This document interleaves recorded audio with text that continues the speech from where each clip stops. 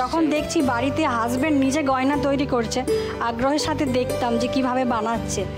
তারপর দেখলাম যে দেখি আমি বানাতে পারি কিনা, তারপর দেখলাম পারছি, হাতে ধরে শিখিয়ে দিল হাজবেন্ড।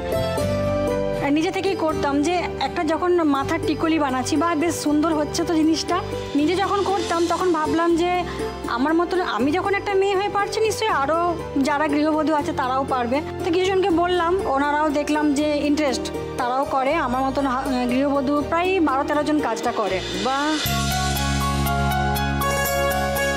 প্রতিদিন হয়তো 500 পিস মাল বানাতাম, কাজটা বানাতাম, সেটা এখন 1000 জুড়ি বানায়। এবং এটা বোম্বে, দিল্লি, নেপাল বিভিন্ন মানে দেশে দেশে চলে যায়, পার্সেল হয়ে চলে যায়। বাহ, এবং বাড়িতে প্রচুর স্টক আছে গয়না, নিজের যেটা খুশি পরি। একটু দেখি তোমার গয়না। একদম, কি সুন্দর। এটা হচ্ছে টিকলি, এটা, আর এটা হচ্ছে কানের দুল, আর এটা হচ্ছে একটা গলার লম্বা বেল সেট, এটা ছোট্ট চোকার, এটা একটা দুল। এটা তো দারুণ, এটা তো ভীষণই সুন্দর। এটা তামার গয়না? হ্যাঁ একদম। কি দারুণ,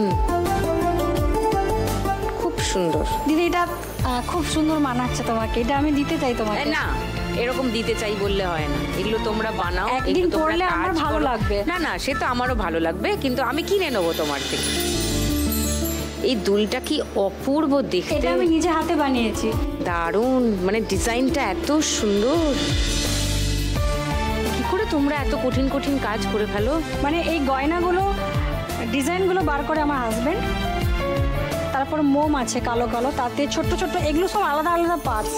এই যে এবার বলো, এটা এটা ছোট্ট ছোট্ট জিনিস, মানে এই তার, ডাই, এগুলো সব ছোট ছোট জিনিস, এগুলোকে সুন্দর আলাদা আলাদা আলাদা। এই দুল জোড়াটার কিরকম দাম তামার? এই দুল জোড়াটা দাম আছে আমাদের কাছে, আমরা যেটা দিই 100 টাকা, কিন্তু দোকানে কিনতে গেলে অনেক দাম। আর এই চোকারটা, হ্যাঁ, এটা যদি কেউ কিনতে চায়? এই চোকারটার দাম আছে 90 টাকা।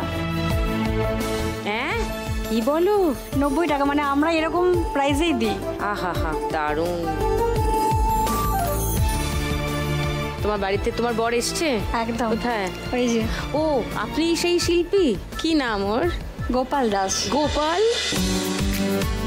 গোপাল তো অতি সুবোধ ভালো।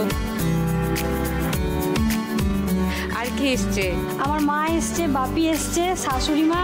নমস্কার। খুব সুন্দর গয়না, মানে আমি শিওর বহু মানুষ এই গয়না কেনেন এবং পরেন, এবং কনসিয়ার আছেন বহু মানুষ। তুমি যদি আজকে 1 লাখ টাকা পাও, কি প্ল্যান আছে? আমাদের এই বিজনেসটা এখনো ছোটই আছে, খুব বেশি বড় করতে পারিনি।